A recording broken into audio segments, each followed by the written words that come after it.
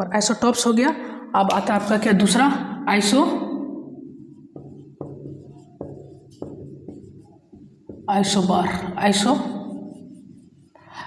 अब आइसोबार क्या होता है ना, देखिए आइसोटॉप्स में क्या होता है, एटॉमिक नंबर सेम होता था मगर एटॉमिक मास डिफरेंट, और आइसोबार में क्या होता है इसका जस्ट उल्टा।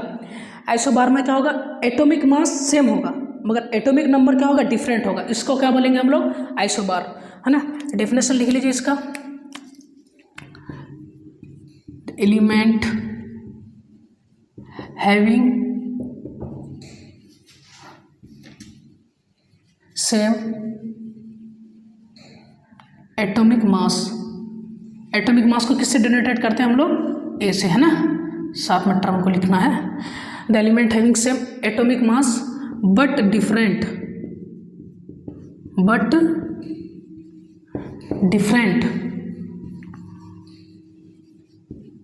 एटॉमिक नंबर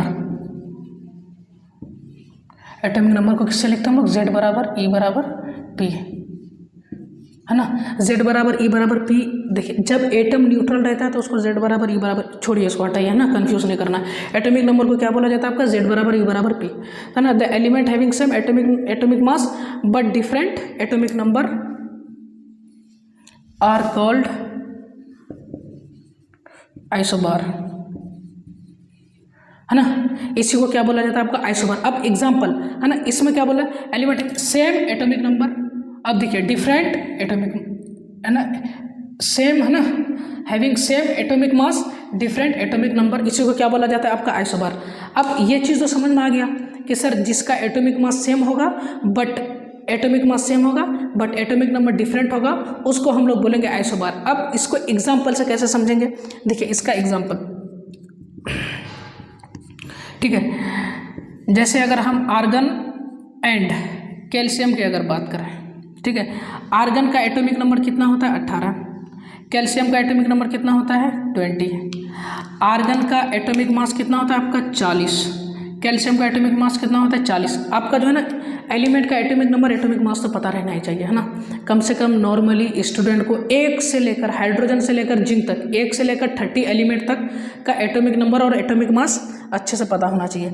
आर्गन का एटॉमिक नंबर कितना होता है, 18, कैल्शियम का एटॉमिक नंबर कितना होता है, 20, आर्गन का एटॉमिक मास कितना होता है, 40, कैल्शियम का एटॉमिक मास कितना होता है आपका, 40। अब जैसे अगर हम फॉस्फोरस से अगर बात करें, देखिए सोडियम, मैग्नीशियम, एल्युमिनियम, सिलिकॉन, है ना, फॉस्फोरस, सल्फर, क्लोरीन, आर्गन, है ना, पोटासियम, कैल्शियम, ठीक है।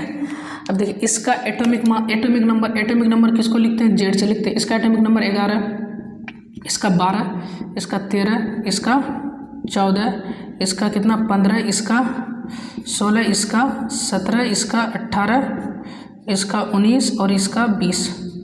अगर एटॉमिक मास बोलोगे, एटॉमिक मास को किससे ऐसे लिखा जाता है, सोडियम का एटॉमिक मास कितना 23 होता है, मैग्नीशियम का कितना 24 होता है, एल्युमिनियम का एटॉमिक मास 27 होता है, सिलिकॉन का एटॉमिक मास 29 होता है, फॉस्फोरस का एटॉमिक मास 31 होता है ना, सल्फर का एटॉमिक मास 32 होता है ना, क्लोरीन का एटॉमिक मास कितना होता है आपका 35.5, आर्गन का एटॉमिक मास कितना होता है आपका 40 होता है, पोटासियम का एटॉमिक मास कितना होता है आपका 39 होता है, कैल्शियम का एटॉमिक मास कितना होता है 40 होता है। देखिए यहाँ सब एटॉमिक मास क्या है आपका बढ़ते हुए जा रहा है, मगर यहाँ देखिए आर्गन के ऊपर ध्यान दीजिए, है ना, और आपका कैल्शियम के ऊपर ध्यान दीजिए। एटॉमिक मास क्या है आपका सेम है, एटॉमिक मास इसका क्या है सेम है, और देखिए एटॉमिक नंबर क्या होता है इसका डिफरेंट होता है, एटॉमिक नंबर क्या है इसका डिफरेंट।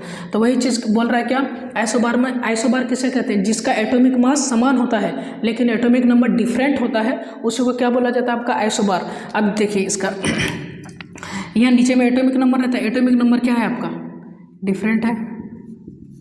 देखिए इसका भी 40, इसका भी 40, एटॉमिक मास कितना होता है सेम। तो इसी को तो भैया बोला जाता है क्या आपका आइसोबार। ठीक है, आइसोबार खत्म हो गया। अब बचा क्या आपका आइसोटोन्स।